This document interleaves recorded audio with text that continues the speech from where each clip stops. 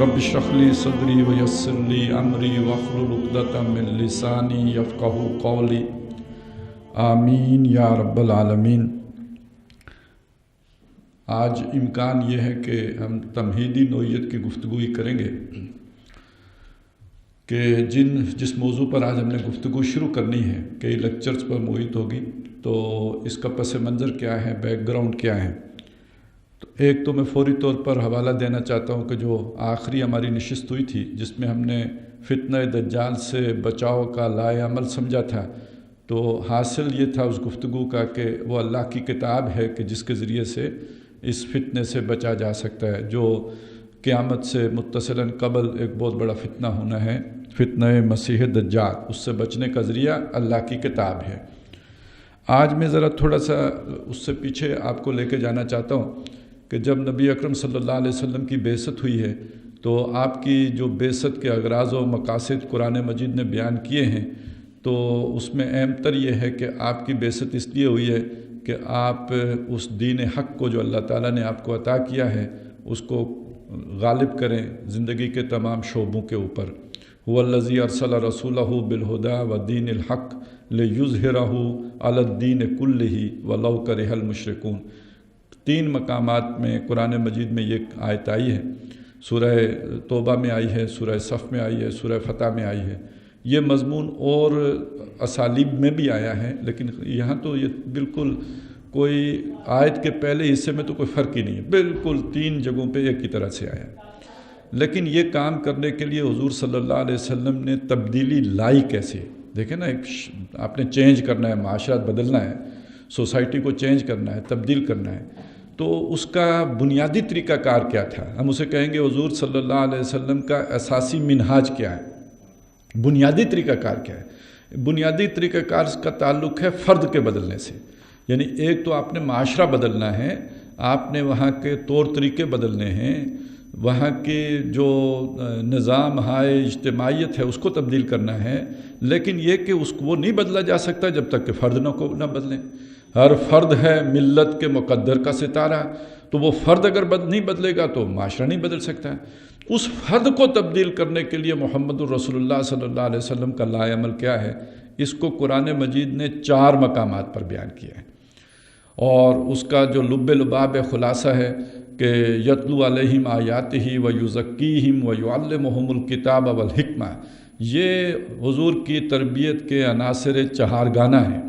आयात की तिलावत करना और उसके ज़रिए से लोगों का तज़किया करना, उन्हें किताब और हिकमत की तालीम देना, ये 4 काम हैं जिसके ज़रिए से नबी अकरम सल्लल्लाहु अलैहि वसल्लम ने एक फ़र्द को बदला है।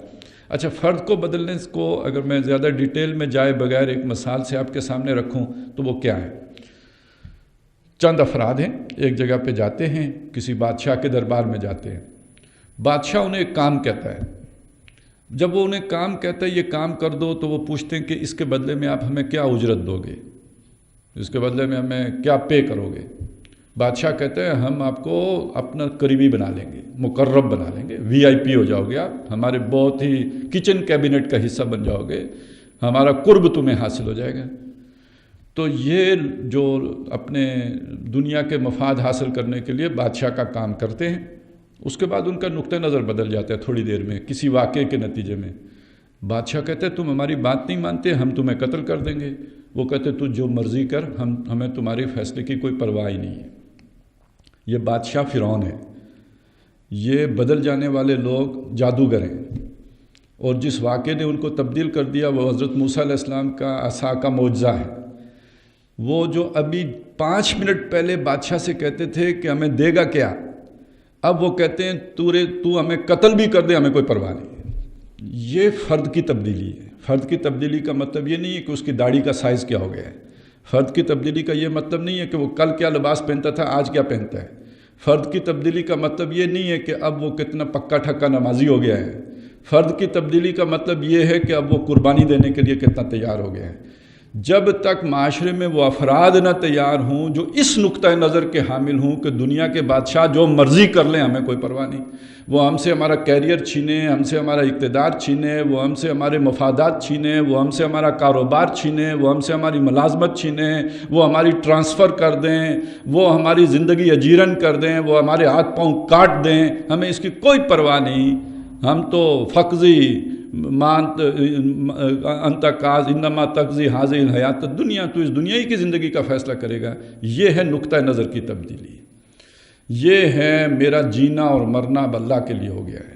ان صلاتی و نسکی و محیای و مماتی للہ رب العالمین، یہ ہے وہ تزکیہ جو قرآن مجید کرتا ہے۔ اس تزکیے کے بغیر معاشرہ تبدیل نہیں ہو سکتا۔ تو جب ہم محمد الرسول اللہ صلی اللہ علیہ وسلم کی سیرت کو، آپ کے مشن کو، آپ کے دور کو دیکھتے ہیں تو ہمیں اس قرآن کے علاوہ اور کوئی شے بروئے کار آتی نظر ہی نہیں آتی۔ حضور آ رہے ہیں، وہ لوگوں کو انذار کر رہے ہیں، خبردار کر رہے ہیں، آخرت میں دوبارہ بعثت ہوگی، اللہ کے سامنے جواب دہی ہوگی، اکاؤنٹیبلٹی ہوگی، پوچھ ہوگی، زندگی کے بارے میں حساب کتاب ہوگا۔ اور اس کی بنیاد کس کو بنا رہے ہیں؟ وَأَنذِرْ بِهِ، اس قرآن کے ذریعے سے خبردار کرو۔ حضور خوشخبری دے رہے ہیں، آخرت میں جنت ہوگی، جنت کی بہاریں ہوں گی، وہاں پہ یہ رنگینیاں ہوں گی۔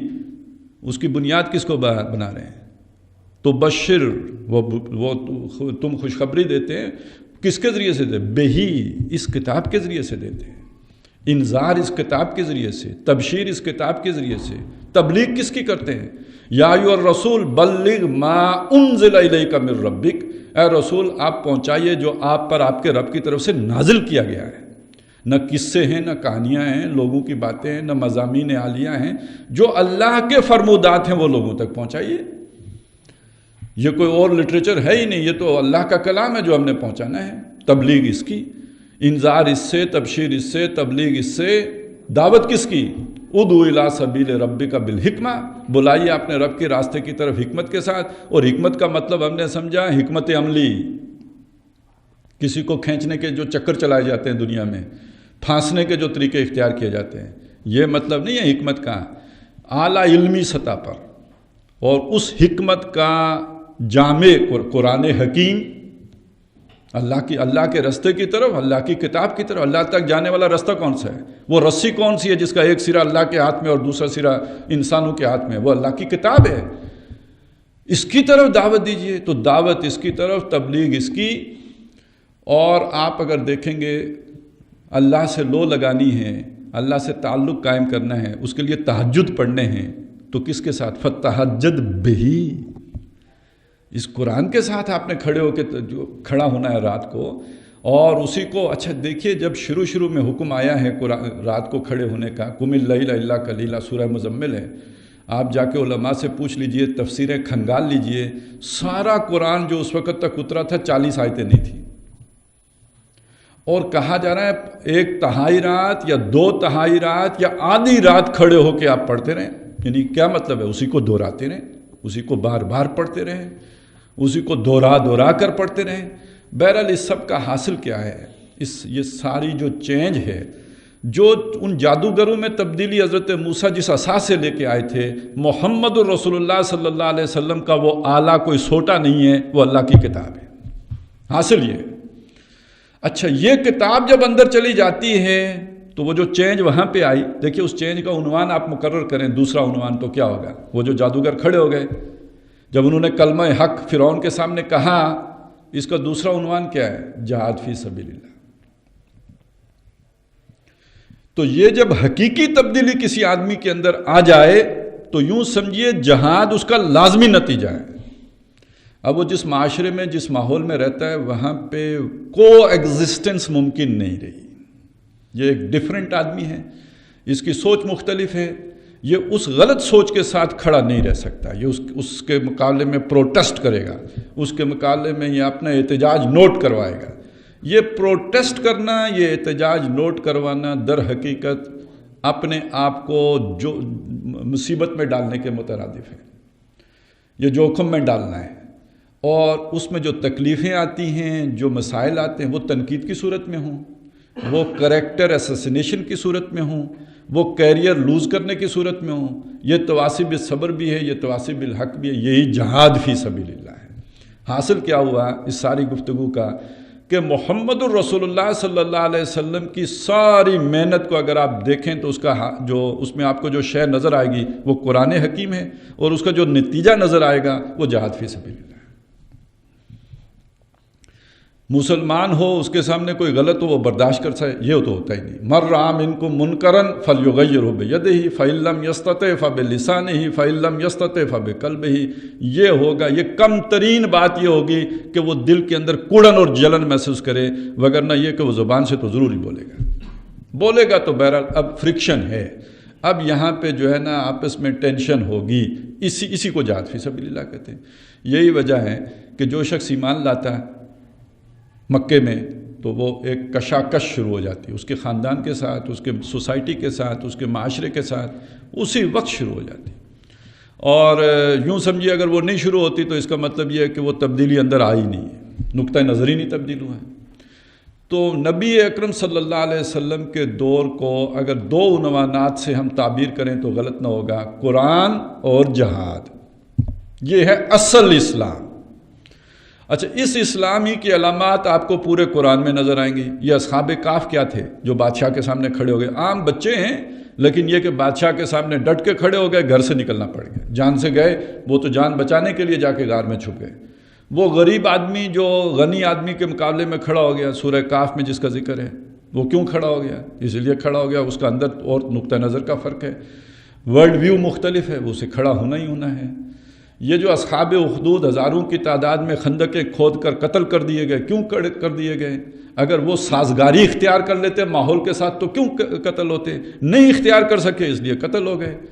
یہ جو بندہ ایک اکیلا سورہ یاسین میں جس کا ذکر آتا ہے، دوڑ کے آتا ہے، جا من اقصى المدینۃ رجل یسعى، وہ آ کے کہتا ہے یار یہ لوگوں پر ایمان لاؤ جو رسول ہیں، تم سے کوئی اجرت نہیں مانگتے، کیوں نہیں ان کی بات مانتے ہو؟ مجھے کیا ہو گیا کہ میں ان کی بات نہ مانوں جبکہ وہ حق بات ہے؟ یہ شخص جو ہے، اسی طرح اور آگے چلیں تو وہ جو مومن آل فرعون ہے، فرعون کے دربار کا کور کمانڈر، وہ کھڑا ہو گیا، اس نے کہا جناب آپ کیا فیصلہ کرتے ہو؟ یہ بالکل غلط بات ہے، آپ ایک آدمی کو اس لیے قتل کرتے ہو، وہ کہتا ہے میں اللہ کا پر ایمان لے آیا ہوں۔ پھر اس کے بعد اس کی اتنی لمبی تقریر اللہ تعالیٰ نے نقل کی ہے، شاید کسی نبی کی اتنی بڑی تقریر قرآن مجید میں نقل نہیں ہوئی ہے۔ ان میں سے کوئی علامہ نہیں تھا، ان میں سے کوئی فاضل نہیں تھا، ان میں سے کوئی آپ جسے کہتے ہیں نا وہ شیخ الحدیث شیخ القرآن نہیں تھا، یہ سارے عام لوگ تھے۔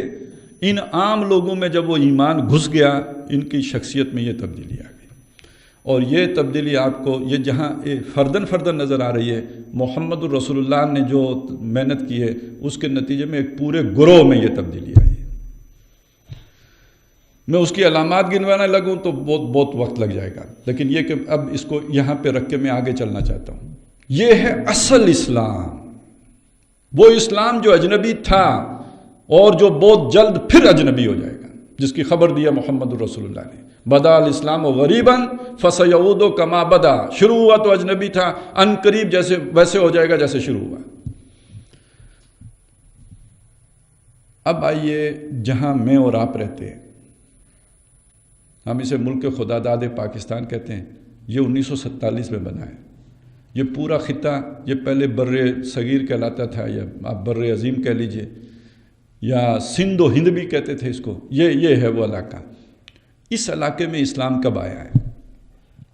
وہ اصلی والا اسلام تو یہاں نہیں آیا، جو نبی اکرم صلی اللہ علیہ وسلم کے دور کا اسلام تھا، وہ اسلام تو ہندوستان میں نہیں آیا۔ ہاں، ہندوستان کے کچھ علاقوں میں عرب تاجروں کے ذریعے سے اس اسلام کی کوئی جھلکیاں آئی ہیں، یہ جو جنوب کے جو ساحلی علاقے ہیں یہاں پہ وہ اسلام، لیکن اس کا کوئی ہندوستان پورے کے اوپر کوئی اثر نہیں پڑا، کچھ اکا دکا لوگ اس طرح کے مسلمان ہوئے۔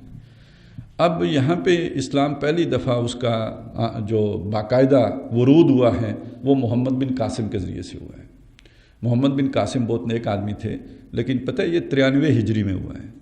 93 ہجری یعنی یہ کہ عرب کے اوپر ملوکیت کا قبضہ گاڑا ہو چکا ہے، مطلب یہ کہ حضرت حسین کا واقعہ 60 کے آس پاس ہو چکا ہے۔ تو جب پوری طرح ملوکیت اپنے پنجے گاڑ چکی تھی تب ہندوستان میں اسلام آیا ہے۔ لیکن یہ جو اسلام آیا ہے تھا عرب الاصل اسلام تھا، اس میں بھی بہت اچھائیاں تھیں، لیکن یہ کہ بڑی قربت تھی ابھی دور نبوت کے ساتھ اس کی، لیکن یہ کہ یہ کوئی زیادہ عرصہ یہاں پنپ نہیں سکا ہے۔ وقتی طور پہ اس کا جو ایک آیا، اور یہ سندھ پورا سمجھ لیجئے، یہ پنجاب بھی جو آج کا پاکستان ہے تقریباً یہ سارے اس کے زیر اثر آیا، لیکن یہ کہ پھر آہستہ آہستہ یہ بساط لپٹ گئی، پیچھے ہٹ گیا۔ اب اس کے بعد دوسرا جو اصل جو جہاں پہ غلبہ ہوا ہے اسلام کا، وہ تو کہیں جا کے سن 1200 میں قطب الدین ایبک اور ان کے ذریعے سے ہوا ہے، تو وہ اس سے پہلے محمود غزنوی کے حملے ہیں اور جو کچھ بھی ہے۔ یہ کدھر سے آیا اسلام؟ محمود غزنوی عربی تھا؟ نہیں، یہ ماوراء النہر آیا، یہ افغانستان کی طرف سے آیا۔ اور یہ جو افغانی اسلام تھا اس میں دو چیزیں جمع تھیں، اس اصل اسلام میں مزید دو اضافے ہو گئے تھے۔ ایک اضافہ اس میں ہو گیا تھا تصوف کا، اور ایک اضافہ ہو گیا تھا اس میں شدید ترین تقلید کا۔ اب وہ سارے ائمہ گزر چکے ہیں، ان کے اسکول آف تھاٹ بن چکے ہیں، تو اس میں خاص طور پہ جو حنفیت تھی وہ اپنی پوری گاڑی شان کے ساتھ اس اسلام کے اندر پیوست تھی، اور دوسرا تصوف تھا، اور تصوف کے ڈانڈے جا کے یونان سے ملتے تھے۔ کبھی وہ باقی چیزوں کو تو چھوڑیں، پروفیسر یوسف سلیم چشتی نے ایک کتاب لکھی تھی، اس کا ایک چیپٹر ہے اسلامی تصوف میں غیر اسلامی نظریات کی آمیزش۔ یہ جو تصوف ہے اس میں کچھ باتیں اسلامی بھی ہیں، لیکن اس میں غیر اسلامی نظریات گھس گئے ہیں، اس میں ہندو مت کی بہت ساری چیزیں گھس گئی ہیں، اس میں یونانی چیزیں گھس گئی ہیں، اور اس میں یہ اہل فارس کی روایات گھس گئی ہیں۔ یہ سارا کچھ مل ملا کے جو کچھ بنا ملغوبہ، اس کا نام لوگوں نے تصوف رکھ لیا، اور یہ جو ماوراء النہر اسلام آیا اس میں یہ دو چیزیں رچی بسی تھی۔ اور اس کا نتیجہ کیا نکلا کہ جب یہ اسلام اپنی پوری آن بان شان کے ساتھ ہندوستان میں ظاہر ہوا، تو اس وقت اسلام کے اعتبار سے سب سے زیادہ غربت کا وقت آ گیا۔ بادشاہ اکبر دی گریٹ، مسلمانوں کے عروج کا دور اگر ہندوستان میں دیکھنا ہو تو وہ اکبر دی گریٹ کا دور ہے، اور اسلام کا انتہائی زوال کا دور اگر دیکھنا ہو تو وہ اکبر دی گریٹ کا زمانہ ہے۔ نتیجہ اس کا یہ نکلا ہے۔ اب اصل میں یہاں سے اسلام کی ریوائیول کا آغاز ہوا ہے۔ یہ ہیں مجدد الف ثانی، 1000 سال نبی اکرم صلی اللہ علیہ وسلم سے گزر چکا ہے۔ اب ایک نئے 1000 سال کی ابتدا ہو رہی ہے۔ اس نئے 1000 سال کی ابتدا پہ ایک انتہا پہ ہے اکبر اور اس کے جو بھی پورا اسکول آف تھاٹ اور اس کے انٹلیکچوئلز ابو الفضل اور فیضی اپنے وقت کے علامے، وہ ان کی سوچ یہ ہے کہ حضور کا دور 1000 سال کے لیے تھا، وہ پورا ہو گیا، اب نیا 1000 سال شروع ہو رہا ہے، نیا دین شروع کرتے ہیں۔ یہ ہے دین اکبری۔ اور ٹھیک اس وقت پر، اور اس کے پیچھے یہ جو ساری سوچ تھی قوم کو متحد کرنے کی، وہ جو سادگی میں ہمارا کوئی وزیر اعظم بھی کہہ دیتا ہے کہ ہم میں ہندوؤں میں کیا فرق ہے، تو یہی بات اس وقت بھی کہہ جاتی تھی، یار ہم میں اور ہندوؤں میں کیا فرق ہے، راجپوت ادھر راجپوت ادھر، چودھری ادھر چودھری ادھر، ارائیں ادھر ادھر، سب ایک جیسے ہی، ہم ہندوستانی ہیں بھائی۔ تو یہ تو مغربی فلسفے تو بعد میں آئے ہیں، مسلمانوں نے پہلے دیکھیں زمینی حقائق تو ہمیشہ ایک جیسے ہوتے ہیں۔ لہٰذا یہ اکبر کے دور میں یہ سوچ پروان چڑھی، اب کیسے سب کو متحد کیا جائے، اس متحد کرنے کے لیے یہ تصوف کام آیا۔ اور تصوف کے جو ایک خاص عقیدہ تھا وہ وحدت الوجود کا، اس کی ایک خاص تعبیر کی گئی، اور یہ کہا گیا مسجد مندر ہکڑو نور، مسجد ہو مندر ہو ایک ہی روشنی ہے دونوں جگہ پہ۔ اور یہ کہ رحمان اور رام میں کیا فرق ہے، یہ پروناؤنسیشن کا فرق ہے، باقی تو کوئی فرق ہی نہیں ہے۔ یہ وہ چیزیں تھیں کہ جس سے گویا وہ محمد الرسول اللہ کا اسلام تو مٹتے جا رہا تھا۔ اب یہاں مجدد الف ثانی کھڑے ہوئے ہیں، شیخ احمد سرندی، گردن نہ جھکی جس کی جہانگیر کے آگے، اب وہ کھڑے ہو گئے، اور انہوں نے دو باتیں کی۔ ایک یہ کہ تصوف کی اصلاح کا بیڑا اٹھایا، اس کی نفی نہیں کی، اس کو رد نہیں کیا، اس کو یہ نہیں کہا کہ یہ گمراہی ہے، ضلالت ہے، یہ نہیں کہا۔ اس میں جو غلطیاں تھیں ان کو چھانٹا، اور جو اچھائیاں تھیں ان کو اجاگر کیا، اور جو اہم ترین کام کیا وہ یہ کیا کہ انہوں نے امت کو نبی اکرم صلی اللہ علیہ وسلم کی اتباع کا پیغام دیا۔ اس سے پہلے یہ چیز اس طرح مطلب پیروی کس کی ہوتی تھی؟ آپ اگر تصوف کی اس کو دیکھیں نا تو پیروی شیخ کی ہوگی. کوئی آدمی شیخ کے بغیر نہ رہے. من مات ولیس فی عنقہ بیعۃ مات میتۃ جاہلیۃ. جو خلیفہ کی بیعت تھی وہ شیخ کی بیعت ہو گئی. جب شیخ کی بیعت ہو گئی تو ہر آدمی نے بیعت کر کے رہنا ہے. جس کی بیعت کرنی ہے اس نے اس کی پیروی کرنی، اتباع کرنی ہے. تو اتباع رسول صلی اللہ علیہ وسلم کی طرف امت کو اجاگر کی. یہ وہ بات تھی جو سمجھیے کرنے اول میں جو تھی. وہ جب اسلام شروع ہوا تو جس طرح محمد رسول اللہ کی اتباع ہو رہی تھی، اب وہ واپس ان اماموں سے کاٹ کر امام اعظم محمد رسول اللہ صلی اللہ علیہ وسلم کے ساتھ جوڑنے کا عمل کا آغاز کرنے والے ہندوستان میں مجدد الف ثانی ہے اور تصوف کی اصلاح کا بیڑا اٹھانے والے. ان کے ہم اثر ایک اور شخصیت ہیں اسی دور میں، عمر میں ان سے بڑے تھے، عبدالحق محدث دہلوی. بعض مسائل میں ان میں آپس میں اختلاف بھی ہوا، لیکن یہ کہ بہرحال وہ اختلاف اس طرح کا نہیں تھا کہ کوئی تنازع کی صورت اختیار کرتا. اور ان کے کہنے پہ انہوں نے آپس میں ایک دوسرے کو یعنی سمجھنے سمجھانے کا کام بھی کیا، آئینہ بھی بنے ایک دوسرے کا. تو عبدالحق محدث دہلوی وہ شخصیت ہیں کہ جنہوں نے ہندوستان میں لوگوں کو ٹھیک ہے آپ قانون کا علم حاصل کریں، فقہ پڑھیں خوب پڑھیں، لیکن یہ کہ حدیث رسول بھی پڑھیں.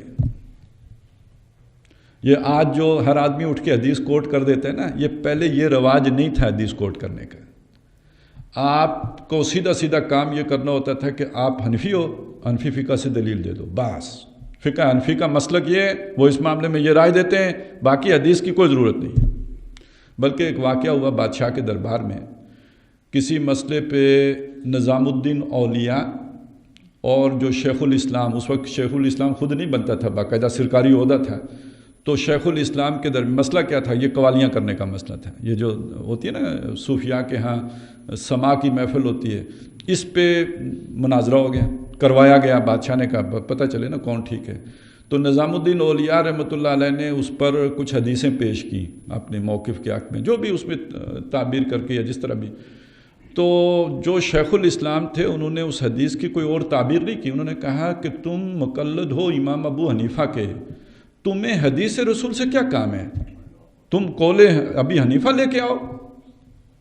یہ اس دور کی اپروچ ہے. یہ کوئی جاہل نہیں کہہ رہا، یہ شیخ الاسلام کہہ رہا ہے. اس کا مطلب اس وقت کا جو ہوتا ہے نا ایک ریفرنس، آپ نے کس شیخ کو ریفرنس بنانا ہے، تو ریفرنس حدیث نہیں ہے. قرآن تو ابھی بہت دور کی بات ہے، حدیث ریفرنس نہیں ہے. ریفرنس ہے آپ کا وہ مکتب جس سے آپ کا تعلق ہے. تو تم مقلد ہو امام ابو حنیفہ کے، تمہارا حدیث رسول سے کیا کام ہے؟ تم کوئی دلیل لے کے آتے ہو اپنے موقف کے حق میں، امام ابو حنیفہ سے لے کے آؤ یا اس اسکول آف تھاٹ سے لے کے آؤ. یہ ٹرینڈ تھے اس دور کے. تو یہ عبدالحق محدث ہیں جنہوں نے لوگوں کو حدیث کے ساتھ جوڑا اور شرح لکھی ہے احادیث کی کتابوں کی، اور اس سے ایک ٹرینڈ ان کا ظاہر ہے. پھر ایک مکتب فکر بنا ان کے شاگرد. پھر آگے بات چلتے چلتے چلتے جب شاہ ولی اللہ رحمۃ اللہ علیہ تک پہنچی ہے، تو شاہ ولی اللہ رحمۃ اللہ علیہ وہ ہیں جنہوں نے ہندوستان میں پہلی مرتبہ اعلان کیا کہ میں قرآن مجید کا ترجمہ فارسی زبان میں کروں گا. وہ دیکھیں عرب میں قرآن نے آ کے ہلچل پیدا کر دی. وہ جو محمد رسول اللہ صلی اللہ علیہ وسلم نے قرآن سے وہ کام لیا جو موسیٰ علیہ السلام نے اپنے عصا سے لیا تھا.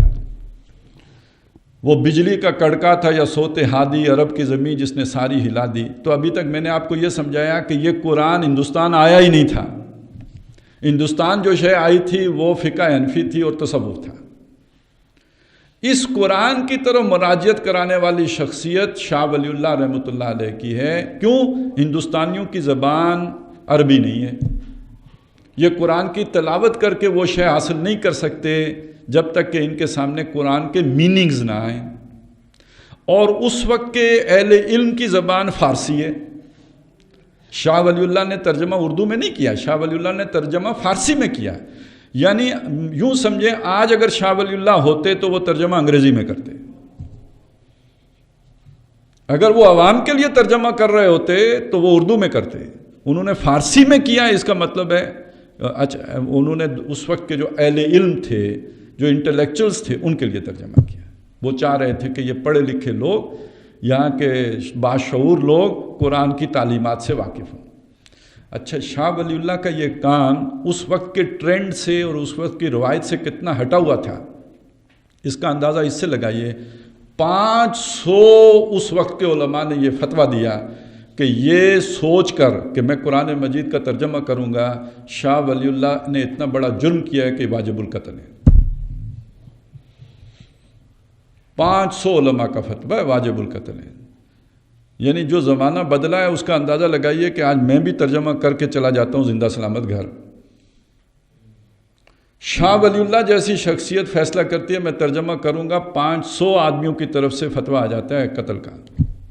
اور بعض واقعات جو نویس جو ہے انہوں نے لکھا ہے کہ کچھ لوگ قتل کرنے کے ارادے سے سرحد سے چلے بھی گئے تھے، لیکن وہ جب اندر داخل ہوئے تو کوئی ایسا روب ان پر پڑا شاہ ولی اللہ کا کہ انہوں نے وہ ساری بات کھول دی کہ ہم تو اس مقصد کے لیے آئے تھے۔ اتنا بڑا جرم تھا۔ پہلا ترجمہ انہوں نے کیا، فارسی زبان میں کیا، پھر ان کے 2 بیٹے ہیں شاہ عبد القادر رحمۃ اللہ علیہ، رفیع الدین، تو ان میں سے جو رفیع الدین ہیں انہوں نے لفظی ترجمہ کیا ہے، اردو میں کیا اور لفظی کیا، اور شاہ عبد القادر نے با محاورہ ترجمہ کیا۔ اور جو شاہ عبد القادر کا ترجمہ ہے وہ بالکل روایت سے ہٹا ہوا ترجمہ ہے، ان کے آپ حاشیے پڑھیں وہ روایت سے ہٹے ہوئے حاشیے۔ ان کے جو ترجمے والا یا وہ جو تفسیر کہہ لیں اسے مختصر حواشی لکھیں، اس کی جو محاسن بیان کیے ہیں اخلاق حسین قاسمی جو ہندوستان کے ایک بڑے عالم تھے، انہوں نے اس کا جو ذکر کیا محاسن موضح القرآن کے نام سے، اس میں انہوں نے یہ بات لکھی ہے، انہیں وضاحت کرنی پڑی یہ تفسیر بالرائے کیا ہے، یہ وہ سارا انہیں لکھنا پڑا کہ میں یہ تفسیر اس لیے یہ وضاحت کر دی تاکہ آپ کو معلوم ہو سکے شاہ عبد القادر رحمۃ اللہ علیہ کا اسلوب کیا ہے، یعنی ان کا اسلوب روایتی علماء سے ہٹا ہوا اسلوب ہے۔ اور یہ جو ہمارے پاس تفسیر عثمانی ہے آج جو عام طور پہ لوگ جس کا مطالعہ کرتے ہیں، جو ترجمہ کیا شیخ الہند نے، اور اس پہ حواشی کچھ شیخ الہند نے لکھے، باقی شبیر احمد عثمانی رحمۃ اللہ علیہ نے لکھے۔ تو شیخ الہند نے یہ وضاحت کیا کہ یہ ترجمہ میں نے نہیں کیا، یہ شاہ عبد القادر کے ترجمے کو میں نے اس وقت کی ضرورت کے اور محاورے کے مطابق ڈالا ہے۔ محاورہ بدل گیا ہے، اب اس زمانے میں اگر وہ سیاہی ملی ہوگی کو انہوں نے لکھا ہے کہ کلوں ملا ہوگا، تو اب کسی کو پتہ ہی نہیں کلوں کس بلا کا نام ہے، تو اس کلوں کو سیاہی سے بدلا انہوں نے۔ تو اس طرح کی جو تبدیلیاں کی ہیں تاکہ آج کے آدمی کو وہ محاورہ سمجھ میں آ جائے۔ تو یہ شاہ عبد القادر کا ترجمہ ہے۔ پھر اور کچھ ترجمے ہوئے جیسے ڈپٹی نذیر احمد کا ترجمہ ہے، لیکن اس میں آپ کو ایک اہم بات بتانا چاہتا ہوں۔ ہمارے روایتی علماء کا اس کے باوجود ترجمہ کرنے کی طرف رجحان نہیں ہوا۔ یہ رجحان جا کے کب ہوا؟ اس کا کریڈٹ کس کو جائے گا؟ آپ حیران ہوں گے میں کیا بات عرض کروں گا۔ میں یہ کہنا چاہتا ہوں اس کا سارا کریڈٹ سر سید احمد خان کو جائے گا، کیونکہ سر سید احمد خان نے بھی جب ترجمہ کرنا شروع کیا تو انہوں نے کچھ ایسی باتیں کی کہ جس پر تل ملا اٹھے ہمارا روایتی حلقہ۔ تو انہیں ضرورت محسوس ہوئی کہ اگر ہم نے ترجمہ نہ کیا تو لوگ ادھر ان چیزوں پر بہہ جائیں گے، تو لوگوں کو واپس یعنی اصل حقائق بتانے کے لیے پھر وہ ترجموں کی بہار آئی ہے۔ ادھر سے جناب اشرف علی تھانوی رحمۃ اللہ علیہ کا ترجمہ ہو رہا ہے، ادھر سے احمد رضا خان بریلوی صاحب کا ترجمہ ہو رہا ہے۔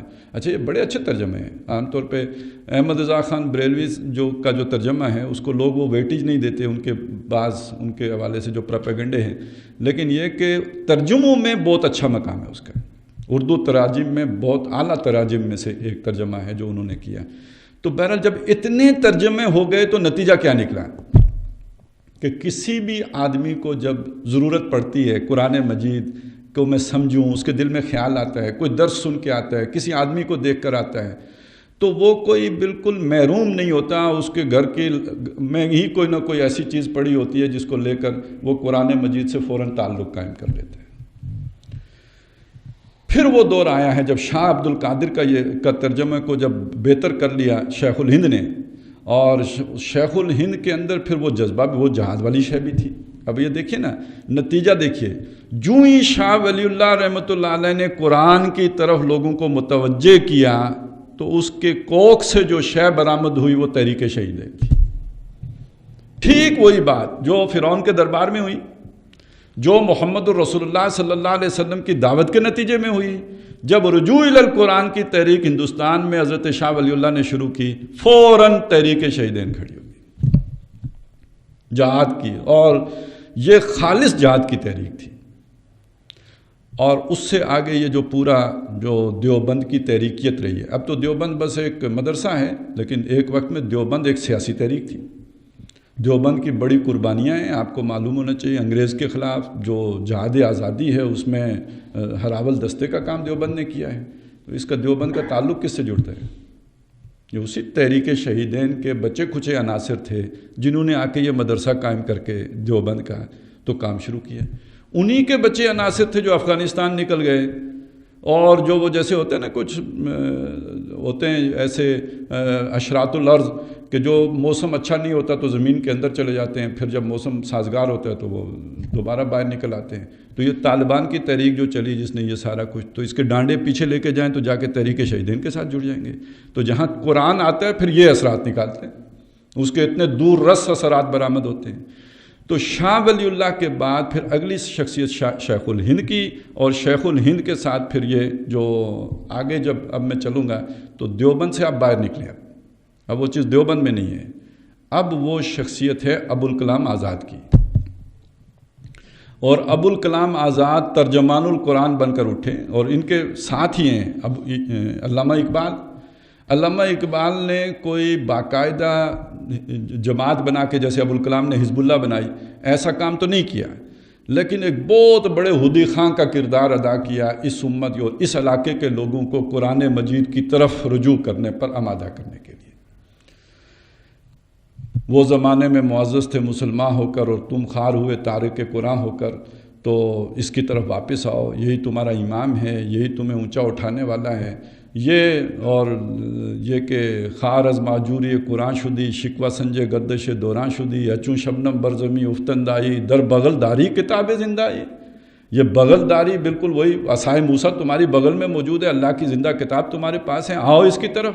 تو ایک تو یہ کہ عوامی سطح پر اور اعلیٰ علمی سطح پر رجوع الی القرآن کی ایک بہت بڑی دعوت جو ہے وہ علامہ اقبال کے ذریعے سے اس علاقے میں گونجی ہے، اور عملاً اس پر ابوالکلام آزاد نے فوراً حزب اللہ بنا کر آواز لگائی، اور لوگ کشاں کشاں چلے آئے۔ لیکن یہ کہ 1920 سے آگے وہ چل نہیں سکے، یہ کام بڑا مشکل ہے۔ آپ ذرا سوچئے نا، آپ وہ جیسے ہم نے حضور صلی اللہ علیہ وسلم کے دور کا نقشہ کھینچا، آج کوئی آدمی اس طرح ایمان لے آئے، اس کی زندگی ایک مصیبت میں آ جائے گی۔ میں ابھی مناز صاحب کو بتا رہا تھا، کل ایک صاحب سے ملاقات ہو رہی تھی، انہوں نے بڑی عجیب بات کی۔ انہوں نے کہا یار لوگ قرآن کی طرف کدھر سے آئے؟ یہ تو بس آتے ہی سب سے پہلے روزی پہ لات مارتا ہے۔ اب آپ نے قرآن آپ کے اندر چلا گیا، آپ جہاں آپ کے سامنے کوئی رشوت لے رہا ہو دے رہا ہو، آپ کیسے گوارا کرو گے؟ قرآن آپ کے اندر چلا گیا، وہاں پہ جھوٹ ہو رہا ہو آپ کے دفتر میں، آپ کیسے گوارا کرو گے؟ بولو گے 2 دفعہ 3 دفعہ، آخر آپ سے جان چھڑا لی جائے گی۔ کوئی اچھے لوگ ہوں گے تو آپ کو بڑے اچھے معزز طریقے سے رخصت کر دیں گے کہ جی آپ ہمارے ساتھ نہیں چل سکتے، اور طرح سے ہوں گے تو کوئی آپ پہ اور بہتان لگا کے آپ کو چھٹی کر دی جائے گی۔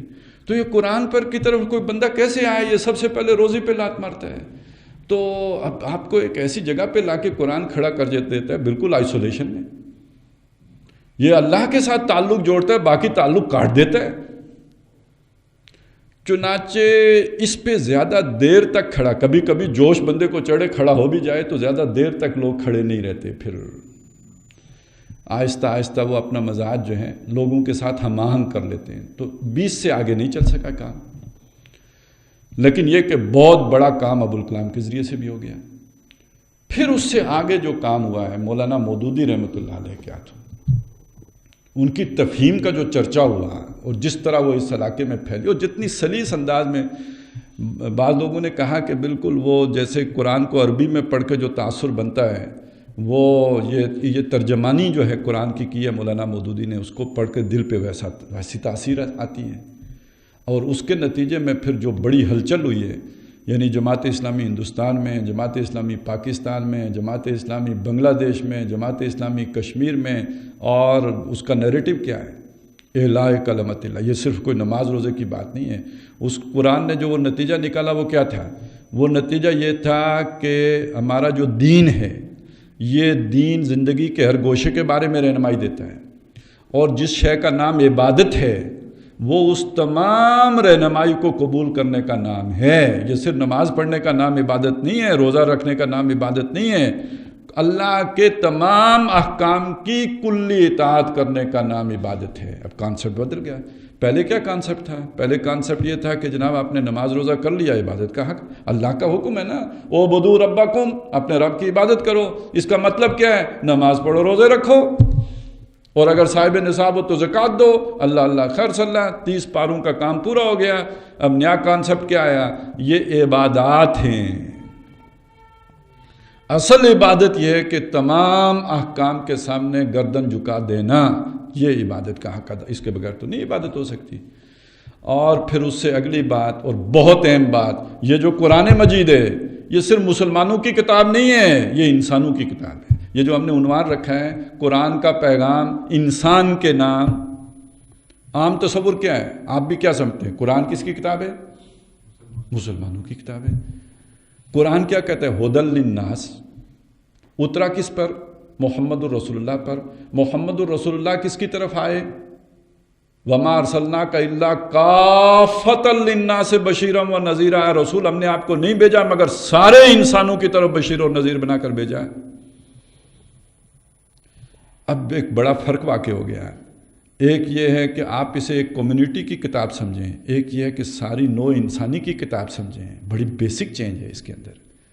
اب آپ کسی کے سامنے لے کے جائیں گے تو اس کے پاس یہ نہیں کہ میری بات ہے جو میں آپ کو بتانے آیا ہوں، میرا تحفہ ہے جو آپ کو دینے آیا ہوں، نہیں، یہ آپ کے لیے تحفہ آیا ہے آپ کے رب کی طرف سے جو میرے پاس امانتاً ہے آپ تک پہنچانے آیا ہوں۔ فرق ہو گیا یا نہیں؟ رویے میں بھی فرق آ جائے گا یا نہیں؟ تو یہ ایک بڑی تبدیلی جو ہے اس بر عظیم پاک و ہند میں اس ذریعے سے آئی ہے۔ لیکن یہ کہ اب یہاں پہ ایک اور حادثہ ہوا، اور یہ حادثہ ہوا غیر شعوری طور پر۔ پاکستان جب بنا تو اسلام کے نام پر بنا۔ پاکستان میں جب قرارداد مقاصد پیش ہوئی اور منظور ہو گئی تو اس کا مطلب یہ تھا کہ پاکستان کی آئین نے کلمہ طیبہ پڑھ لیا ہے، جہاں کوئی قانون قرآن و سنت کے خلاف نہیں بن سکتا۔ مولانا مودودی کا یہ موقف قیام پاکستان سے پہلے کا رسائل و مسائل میں موجود ہے، کیونکہ 1946 میں الیکشن ہو رہے ہیں، جماعت ان میں حصہ نہیں لے رہی۔ وہ کہتے ہیں غیر اسلامی آئین کے تحت الیکشن میں حصہ لینا ہے ہی حرام۔ پاکستان بننے کے بعد آئین اسلامی ہو گیا، لہذا الیکشن میں حصہ لینا جائز ہو گیا۔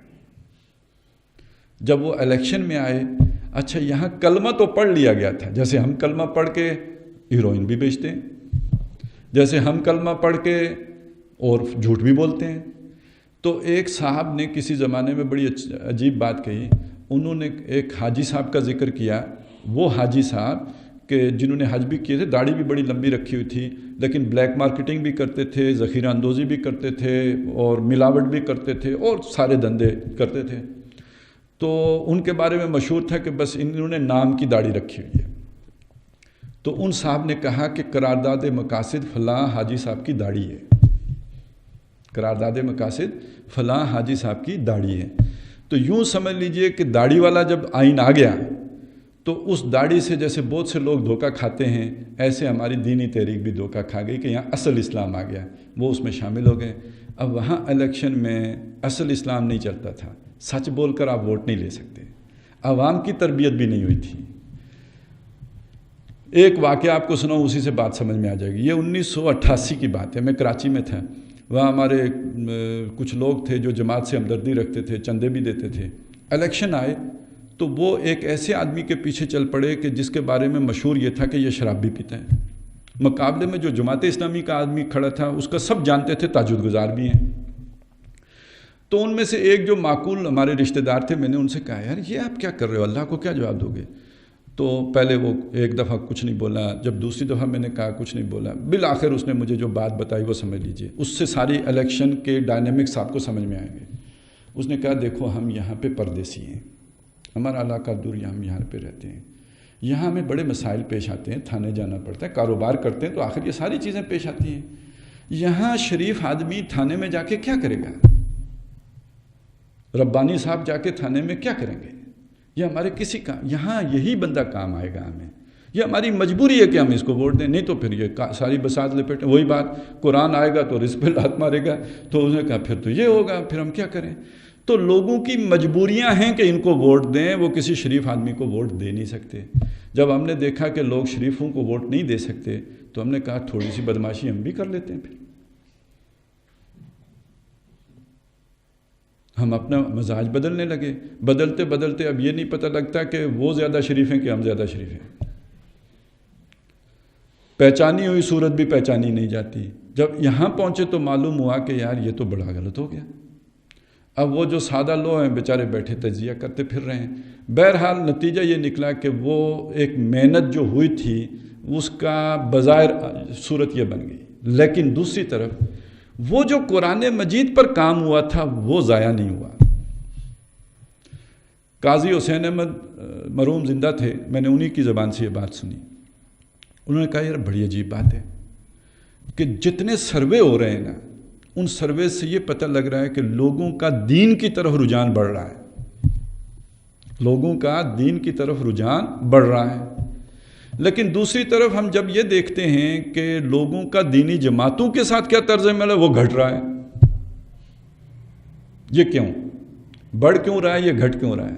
اس کا ایک سبب یہ تھا کہ لوگ قرآن مجید کے ساتھ تو اب بھی جڑ رہے تھے، اور اس میں ایک بہت بڑا کنٹریبیوشن ڈاکٹر اسرار احمد کا بھی ہے۔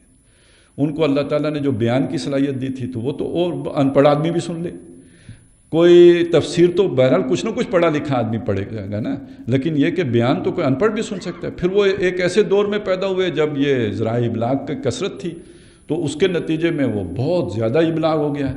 تو اس وجہ سے ایک تو یہ سبب تھا۔ دوسرا آپ اس کی سارا کریڈٹ دیجئے، جیسے وہاں سر سید احمد خان کو دیا ہے ایسے ہی یہاں پہ بش کو دیجئے، مشرف کو دیجئے۔ ان کے ظلم اتنے تھے بڑے ہوئے کہ اس کے نتیجے میں لوگوں کی ایک اسلام کی طرف رغبت اور قرآن کی طرف ہو گئی، لیکن یہ کہ دینی جماعتوں کی طرف نہیں ہوئی۔ لیکن یہ کہ اس حد تک یہ ہوا کہ لوگوں نے انفرادی طور پر قرآن پڑھنا شروع کر دیا۔ بہرحال یہ وہ پس منظر ہے کہ آج ہم جہاں پہ کھڑے ہیں، میں ذرا جس منتخب نصاب کو ہم شروع کر رہے ہیں اب میں اس کی ایک بیک گراؤنڈ آپ کو بتاؤں۔ یہ ڈاکٹر اسرار احمد جب ناظم اعلیٰ تھے اسلامی جمعیت طلباء کے، وہی جماعت جو تفہیم القرآن کے نتیجے میں مولانا مودودی نے جماعت اسلامی بنائی، اسٹوڈنٹ ونگ جو تھا وہ اسلامی جمعیت طلباء ہے، اس کے ناظم اعلیٰ ہیں ڈاکٹر اسرار احمد۔ انہوں نے ایک تربیتی کورس جو ہے جمعیت کے ساتھیوں کے لیے منعقد کیا، اس میں مولانا امین احسن اصلاحی کے روزانہ کی بنیاد پہ لیکچرز تھے۔ تو انہوں نے ایک منتخب نصاب قرآن مجید کا مرتب کیا کہ جو قرآن کا پیغام ہے اس کو قرآن ہی کی زبان میں خلاصہ کر کے بیان کیا جائے۔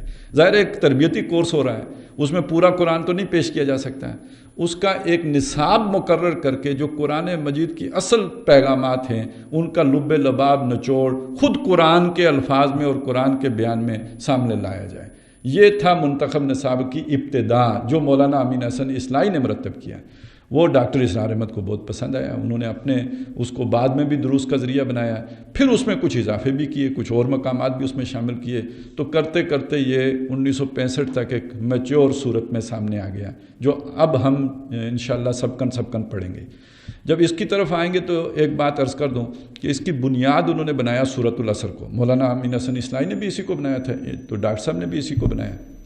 اگر کبھی آپ کو موقع ملے، اصلاحی صاحب کی کتاب ہے تزکیہ نفس، بڑی زبردست کتاب ہے۔ اس موضوع پر یوں سمجھیے کہ ایک اعتبار سے آپ کہہ سکتے ہیں حرف آخر ہے۔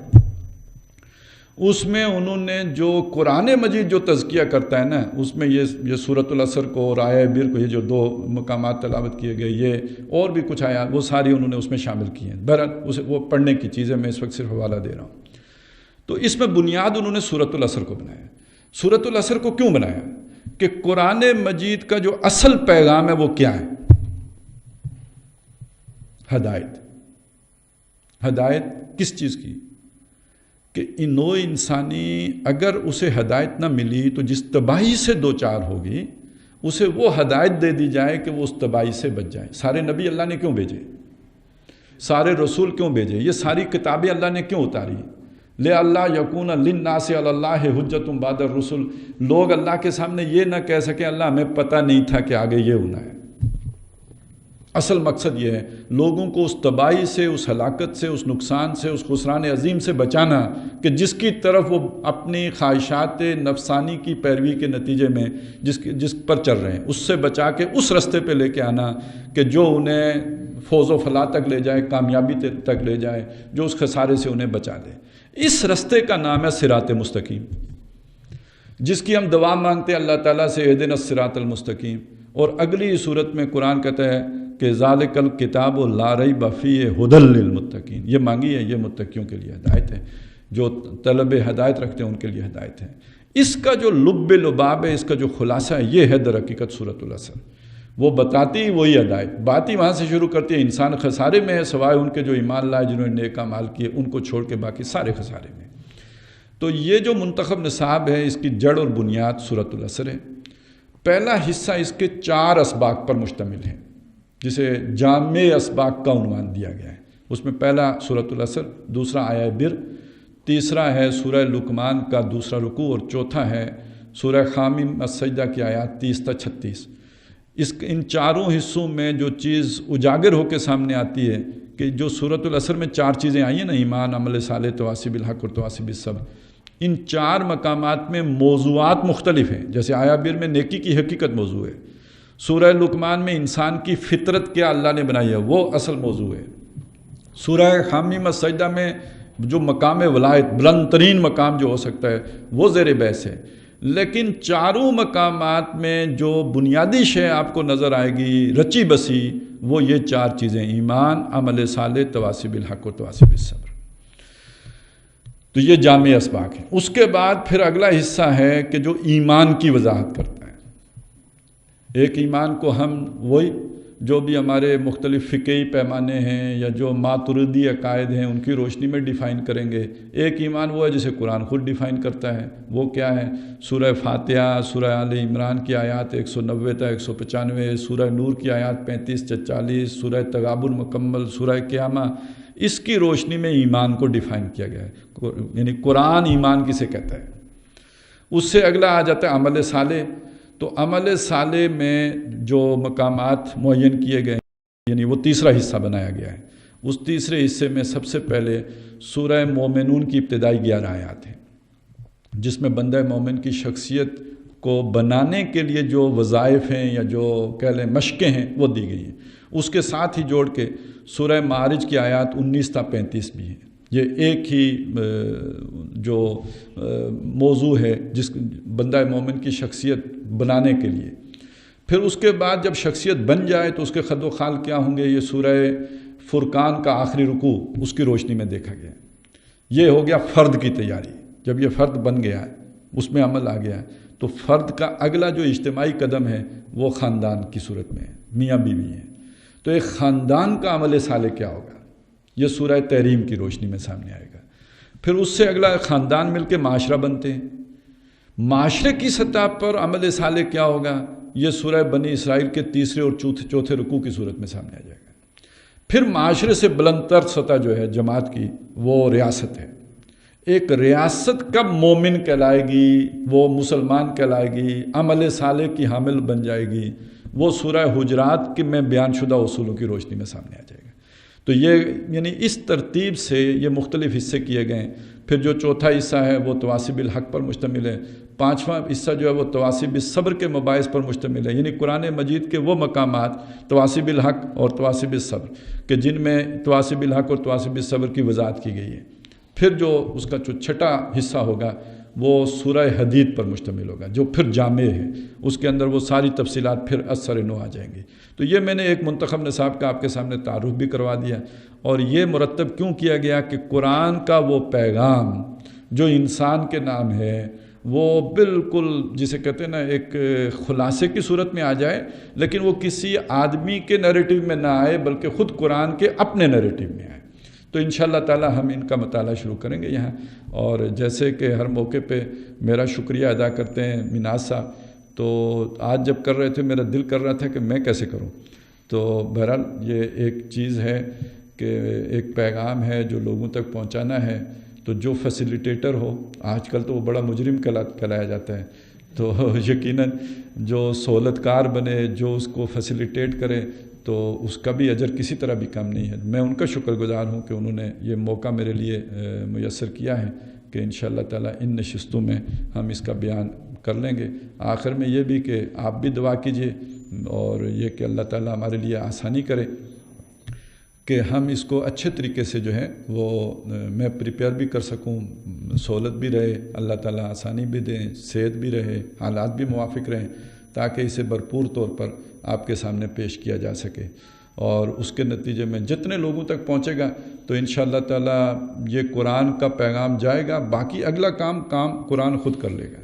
جب ہم پانی کو آگ کے اوپر چڑھا دیتے ہیں تو مزید کچھ اسے ابالنے کے لیے ہمیں نہیں کرنا پڑتا, وہ آگ اپنا کام خود کر لیتی ہے. اسی طرح جب ہم کسی کو قرآن کے ساتھ جوڑ دیں گے اور اس کا پیغام پہنچا دیں گے, باقی وہ بندہ تیار کرنا قرآن کا اپنا کام ہے. بارش ہوتی ہے, زمین میں پڑا بیج خود وہ ایکٹیویٹ ہو جاتا ہے. ہمارے اندر رکھی ہوئی روح اس کا بڑا پوٹینشیل ہے, اس میں بڑی کیپیبلٹیز ہیں, وہ ڈارمنٹ پڑی ہوئی ہے. قرآن اندر جائے گا, وہ اسے ایکٹیویٹ کر دے گا. وہ جب وہ ایکٹیویٹ ہو جائے گی, باقی کام آٹومیٹک ہوگا, وہ کام پھر بالکل سیدھا ہو جائے گا. اس کے لیے کوئی لمبے کھکھیڑ نہیں ہے. قرآن یک بارگی بندے کو بدل دیتا ہے, ایک دم جادوگر سے مومن حق بنا دیتا ہے. اس کو کوئی دیر لگتی ہی نہیں ہے. یہاں پہ یک لہجہ انسان کی شخصیت چینج ہو جاتی ہے. اس کے لیے کوئی سلوک کی لمبی منازل ہے نہیں. تو بس یہ ہے کہ قرآن کا پیغام اور عام ہو جائے اور ہم وہ ساقی ثابت ہو جائیں. کیا پیاری بات اقبال نے کہی کہ ہم تو جیتے ہیں کہ دنیا میں تیرا نام رہے, کہیں ممکن ہے کہ ساقی نہ رہے جام رہے.